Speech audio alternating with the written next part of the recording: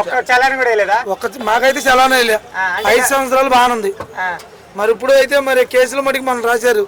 ఇంకా కేసులు ఆటోలకు కేసులు రాయకుండా ఉంటే చాలు. అది అంటే ఇప్పుడు ఈ ప్రభుత్వం వచ్చిన తర్వాత రాశారా? అవును రాశారు.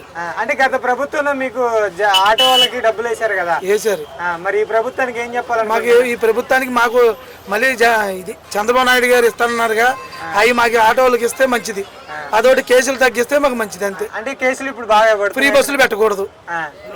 ఫ్రీ బస్సులు పెట్టకూడదు. ఫ్రీ బస్సులు పెడితే ఆటో డ్రైవర్లు అందరూ రోడ్డు పాలు అయిపోతారు. మా పరిస్థితి ఏంటంటే తెలంగాణ ఎలాగుందో ఇప్పుడు కూడా అదే పరిస్థితి అయ్యిద్ది.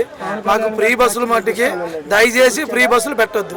ఎందుకనంటే మేము ఆటో సోదరులు బతికిది అది. మా ఫ్యామిలీలతో మేము బతుకుతున్న ఆధారం అంటే ఆటోని. అందుకుని ఫ్రీ బస్సులు మాకు పెట్టకూడదు. మాకు మేము కోరేది ఏంటంటే అది ఒక్కటి పెట్టకుండా ఉంటే మాకు అదే చాలు. అదొకటి కేసులు ఒకటి రాయకుండా ఉంటే చాలండి. మాకు 5 సంవత్సరాల్లో మాకు కేసులు రాయలా. ఈ చంద్రబాబు గారు కూడా మాకు కేసులు రాయకుండా ఉంటే అదే చాలు. మాకు ఆటో వాళ్ళకి ఇంకేం అవసరం. అంటే ఆ కేసులు రాయకుండా ఉంటే ఈ ప్రభుత్వం మొత్తం బాగుందన్న? బాగానే. మేము బాగాలేదని ఎందుకంటే బాగానే చేస్తాడు చంద్రబాబు గారు. ఎందుకు చేయరు? బాగానే చేస్తాడు. ఫ్రీ బస్సులు పెట్టకుండా ఉంటే మాకు బాగానే ఉంటుంది. డెవలప్మెంట్ గట్రా బాగానే చేస్తారు. అసలు ఏంటన్నా పవన్ కళ్యాణ్ గారి గురించి ఏం చెప్తావు? పవన్ కళ్యాణ్ గారికి ఏముంది, బాగా మంచాడు, బాగానే చేస్తాడు ఆయన.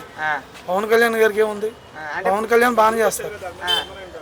అంటే ఇప్పుడు మొన్న విజయవాడ గుడికి వచ్చారు కదా, దానిపై మీ అభిప్రాయం ఏంటి? ఆయన ఏదో పూజ చేసుకోవాలని ఉంది. ఆయన గుడికి వచ్చాడు, దేవుడు దండం పెట్టుకుని సేవ చేయాలని ఆయన చేసుకున్నాడు. ఒక హిందూ ధర్మానికి ఇలా జరిగిందని చెప్పేసి కనకదుర్గమ్మ గుడికి వచ్చారు కదా.